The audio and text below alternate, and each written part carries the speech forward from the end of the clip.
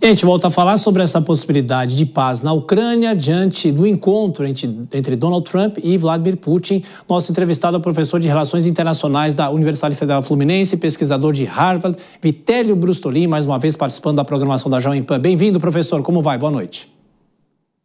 Obrigado pelo convite, Thiago. Boa noite a todos. O professor, algumas análises já desse dia sobre a possibilidade de um acordo entre os países.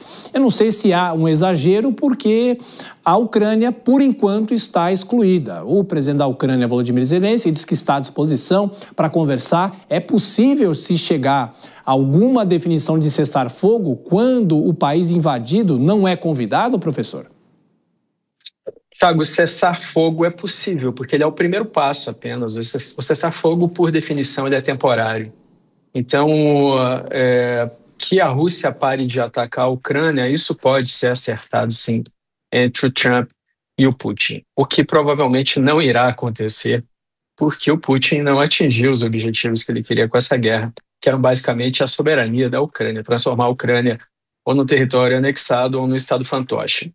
Agora, essa pressão que o Trump vem fazendo a países que compram ativos energéticos russos, a Índia, por exemplo, que foi sancionada com mais 25% de tarifas por comprar produtos militares e derivados do petróleo russo, inclusive para revender, isso sim pode pressionar o Putin. Então, na China, na negociação das tarifas, isso está na mesa, que a China pare de comprar petróleo e derivados russos, e na sequência tem o Brasil, que hoje, de todo o diesel que o Brasil importa, 65% é da Rússia, sendo que em 2021, antes da guerra, o Brasil nem comprava diesel russo, Thiago. Professor, mas a questão também é a seguinte, que o presidente dos Estados Unidos chegou a ameaçar o presidente russo de novas sanções ou de mais sanções em relação à guerra. A relação dele, o senhor diria que já é uma relação que está um pouco mais azeda do que naquela expectativa de quando Donald Trump assumiu o poder, de que a guerra pudesse efetivamente chegar ao fim. Essa relação entre os dois está em qual pé de condição e a possibilidade de mais sanções, professor? Bom, as sanções diretas dos Estados Unidos sobre a Rússia são insignificantes, porque o comércio dos dois países antes da reinvasão russa à Ucrânia em 2022 era de 30 bilhões de dólares. Hoje é de 3 bilhões a 3 bilhões e meio. É muito pequeno, muito baixo esse comércio. Então, as sanções diretas não vão fazer efeito contra a Rússia. Mas as sanções secundárias, que são essas sobre países que compram ativos energéticos russos, Índia, China e Brasil, por exemplo, isso sim pode surtir efeito. Sobre a relação entre os dois, a relação ela piorou muito, né, Thiago? O Trump tinha uma visão dessa guerra de que o Putin queria apenas um pedacinho da Ucrânia, Donetsk, Luhansk, ali a região do Donbás, depois Zaporizhzhia e Kherson, para fazer uma ponte terrestre com a Crimeia.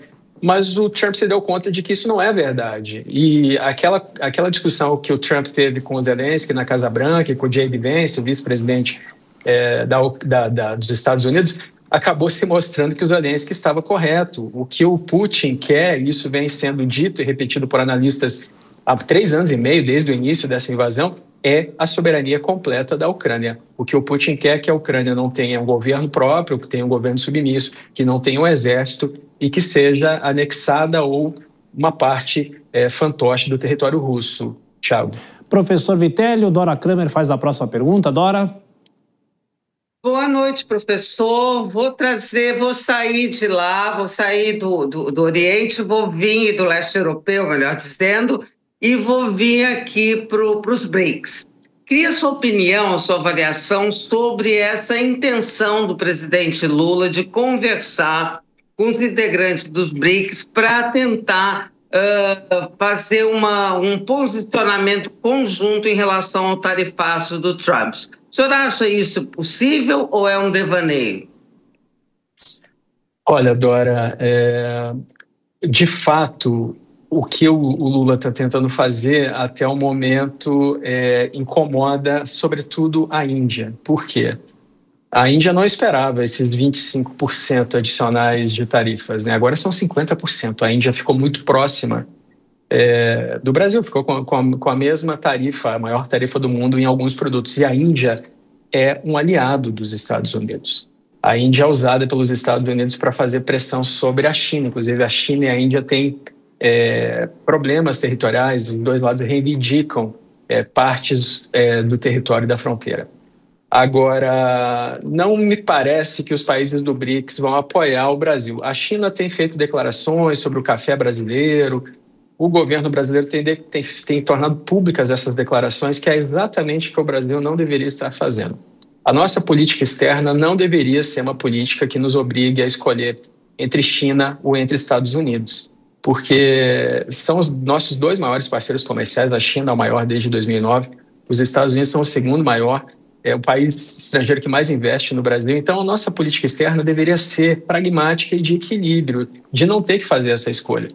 Mas, ao que parece, a cada nova declaração da China, que poderia ser uma declaração privada, uma declaração apenas para o governo brasileiro tem usado isso para jogar na cara dos Estados Unidos. Não deveria ser desse jeito. Dificilmente esses países vão apoiar uma demanda do Brasil, inclusive porque não o fizeram até agora, Dória. Professor Vitelli, a pergunta de Cristiano Vilela, para a gente fechar. Vilela? Professor, boa noite. Professor, aproveitando o gancho da sua última manifestação agora, dá para a gente fazer uma avaliação que desses 2 anos e meio de governo Lula, nós temos erros seguidos e frequentes no que se relaciona à política externa brasileira? Talvez se imaginasse na troca entre Bolsonaro e Lula que o Brasil voltaria a ter um certo protagonismo positivo do ponto de vista externo, mas que nesses 2 anos e meio esse protagonismo positivo não tem sido visto?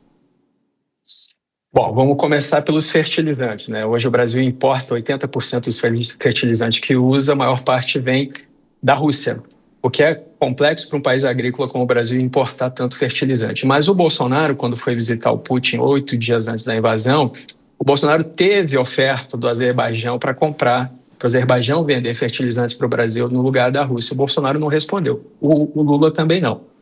O Bolsonaro e o Lula tiveram posturas diferentes em relação à Venezuela, é verdade. E nesse momento a Venezuela também não tem uma boa relação com o Brasil. Ou seja, o Maduro acabou tendo uma relação tão ruim com o Lula, muito próxima à relação ruim que tinha na época do Bolsonaro. Agora, só para finalizar essa resposta, Vilela, o Brasil aumentou em muito a importação de diesel russo. Então, o que os Estados Unidos acusam o Brasil é verificável por números. Em 2021, o Brasil não comprava diesel russo. Em 2022, começou a comprar 74 mil toneladas. Em 2023, na comparação com 2022, aumentou em 6.000% a importação de diesel russo. E no ano passado, em comparação a 2022, aumentou em 9.900%. Esse diesel vem sendo chamado de diesel de sangue. O Brasil não precisaria desse diesel, que é 10 a 20 centes mais barato e que ajuda a financiar o esforço de guerra russo contra a Ucrânia, Vilela. Professor Vitélio Bustolin, mais uma vez participou aqui da programação da Jovem Pan, professor de Relações Internacionais. Sempre uma honra te receber, professor. Bom descanso, a gente volta a se falar.